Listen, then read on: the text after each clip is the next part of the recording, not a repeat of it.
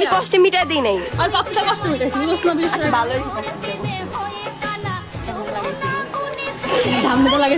হ্যাঁ, condom use করছিল, dog স্টাইলেও করছিল, শুধু ওরকে একা করে নাই, তোদেরও করছে। আর হ্যাঁ, তোরা এইবার যে মেয়েটি প্রশ্ন করতেছেন, তোরা হলে সবগুলো পতিতালয়ের কর্মী।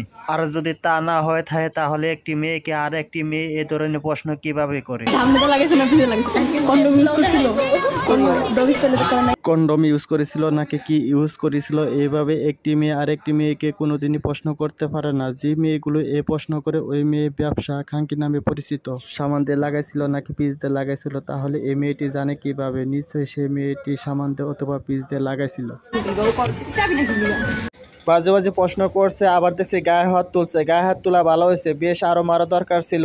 গাইস, আজকের ভিডিও টপিক হলো ডগি স্টাইল করা হবে এই ব্যক্তিকে।